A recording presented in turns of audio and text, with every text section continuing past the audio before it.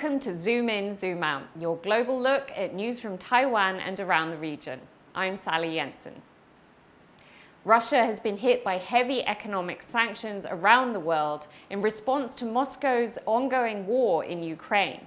Especially hard hit are fossil fuels, one of Russia's biggest exports. But while Western nations cut back on Russian energy, Asian countries have increased their imports. This includes Taiwan, which grew to become the fifth largest buyer of Russian coal since 2022.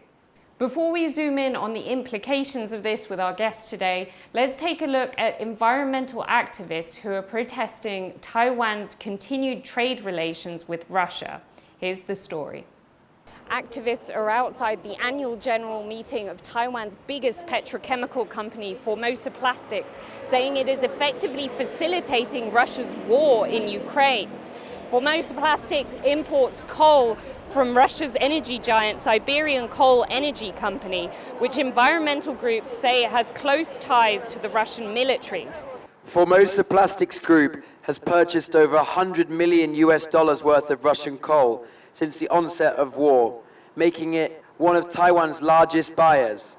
These purchases of Russian coal are financing Putin's military aggression in Ukraine, with Formosa Plastics Group purchases of Russian coal sending the Kremlin an estimated $8 million in mineral extraction tax alone. They say that the conglomerate's actions are inconsistent with international efforts to cut economic ties with Russia. And blocs like the EU have already put heavy sanctions on Russian coal, oil and gas, which are its main exports, to suffocate funds that likely go towards the country's invasion of Ukraine that escalated in 2022. You can watch the full report on the TaiwanPlus website. Now, to better understand Taiwan's reliance on Russian coal and its geopolitical implications, we're joined today by one of the leaders at the scene of the protest, Vladimir Slivyak. Vladimir is a Russian environmentalist who's been living in exile ever since his organization Ecodefense was targeted by Russia's authorities. Vladimir, welcome to the show. Thank you. So let's zoom in first on why you're here. You came to disrupt the annual general meeting of Formosa Plastics here in Taipei. We know you're calling on the petrochemical conglomerate to cease its dealings with Russian coal. But for people who maybe don't know the situation, how would you explain it? Well, I came here because Taiwan started to buy a lot of fossil fuel from Russia, and for Russia, it's the way to continue war in Ukraine. This is how Russia makes money for the war in Ukraine. And particularly alarming is that last 12 months, there was a big rise in coal imports from Russia. It went up more than 30% compared to previous 12 months. So what do we know so far about this finding that Taiwan is the world's fifth largest importer of Russian coal since 2022? Is this a new development? Well, it's pretty much unexpected because, well, usually you are looking at much bigger countries and you will not see like a smaller countries that buying some coal. And it's important because it's basically helping war criminals to continue their war for a reason that after the war in Ukraine started, a lot of countries and the whole European Union, for example, put an embargo on importing Russian coal. So the Russian coal industry and the Russian state lost a lot of money, and they started to sell coal in a cheaper price to those who still ready to buy. And it appeared that Taiwanese companies are those who are ready to buy coal from war criminals, despite that there is war in Ukraine going on and hundreds of thousands of people are dying. Taiwan's part of a trend in Asia. China, South Korea, India and Turkey are top purchasers of Russian coal ahead of Taiwan. So what makes Taiwan's ranking in this regard particularly shocking? Well, it's a relatively small country compared to others, but it's buying, well, if we measure per capita, That would be the second after South Korea. From a country like Taiwan, you would expect a different policy. There is governmental policy against importing Russian fossil fuel, and it's good. But at the same time, there are private companies, and it looks like government doesn't do anything about private companies, and they are continuing to import coal from Russia, and that means giving money to Moscow political regime to continue war in Ukraine. So Taiwan's state-owned energy company, Taipower, says that it has ceased dealings with Russian coal in 2023. So what we're seeing is a rise of private company purchases like Formosa Plastics and Taiwan Cement. So the state is doing one thing and then private companies are doing another thing. What's your take on this? Well, it's absolutely adorable that Taipower said it's not buying coal from Russia anymore. But what about suppliers? We know that there are suppliers buying Russian coal, suppliers for Taipower. And we want to ask this company to look into their suppliers, where they get coal, and actually ask them to stop buying coal from Russia. But also there are companies like Formosa, Formosa is one of the largest buyers of Russian coal right now, and those companies did not announce that they're stopping coal imports from Russia, and this is exactly what we want them to do, is to stop aiding political regime in Moscow that is continuing bloody war in Ukraine. So how reliant is Russia on countries and companies that import its coal? Perhaps, is this a major part of the country's GDP? The coal industry is very big in Russia. Before war in Ukraine, it was the third largest exporter of coal in the world. And a big part of the money that earned by Russian coal companies is going to Russian budget, from where government takes money for the war in Ukraine. It's also kind of important industry for the economy in Russia, because hundreds of thousands of people involved in this industry. And of course, well, it's worth mentioning that coal is a climate killer. And we've been for decades advocating in Russia that government should phase out coal and move on to other sources of energy and develop renewable energy.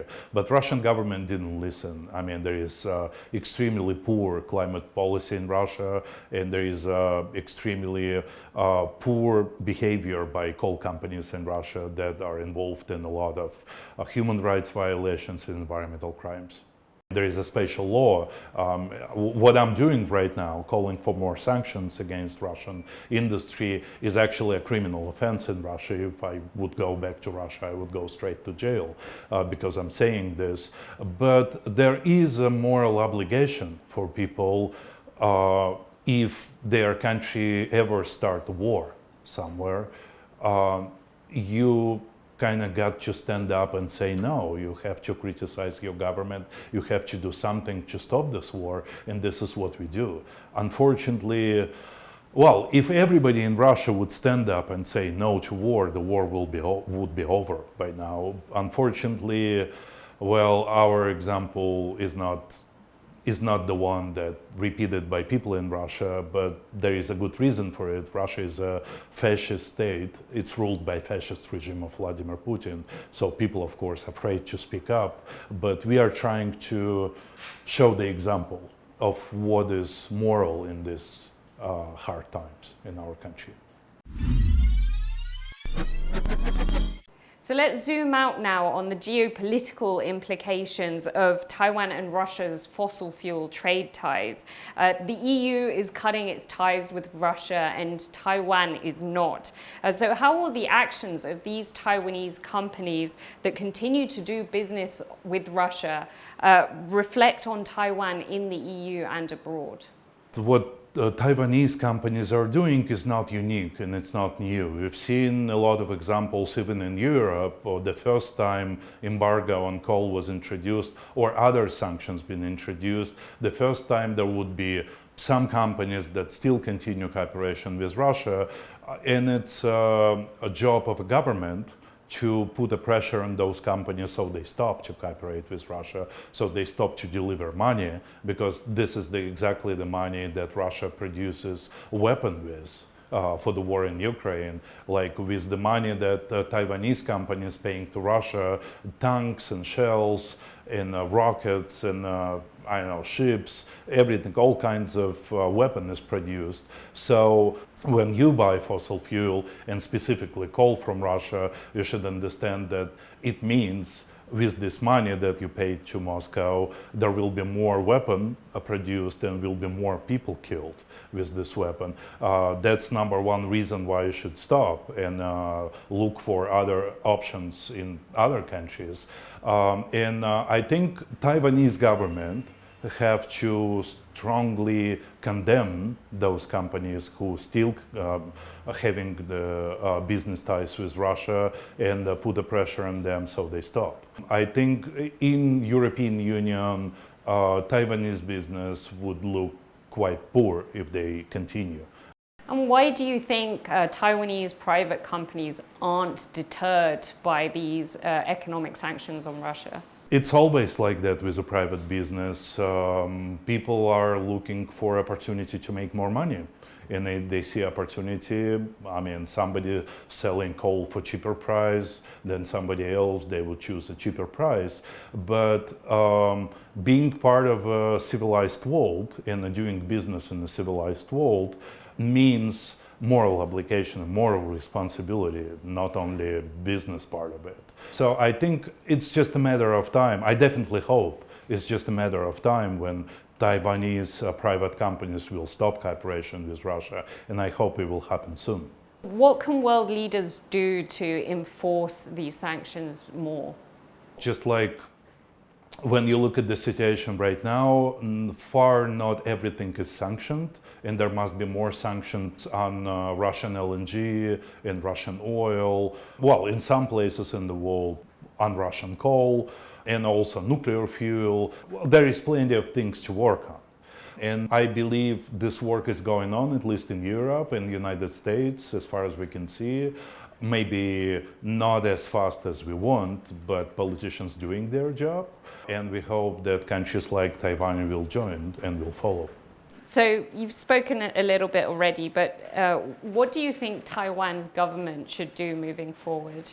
I think they should put pressure on the Taiwan business so it stop all kinds of cooperation with Russia and does not send money to Moscow anymore.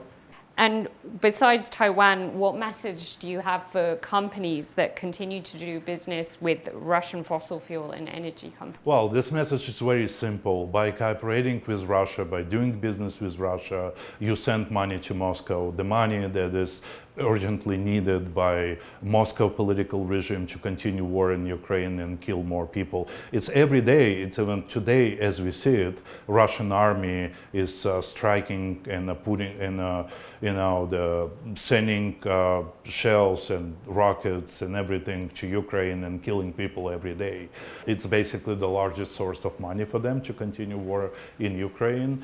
And I think that without fossil fuel exports and coal exports, Russia would not be capable to continue this war for so long. So basically the exports of a fossil fuel from Russia directly linked to war in Ukraine. It's linked the way that without fossil fuel there would not be war. And anyone who's doing business with Russia should understand that it's actually about human lives. And in direct sense of this, more money you give to Moscow, more money will be spent on the weapon, more people will be killed with your money. That's my message to Taiwanese and other countries, companies that still buying or still trading with Moscow. Thank you so much for your insight today, Vladimir. Thank you. This has been Zoom In, Zoom Out. You can find more stories from TaiwanPlus by following our website. Thank you for watching. We'll see you next time.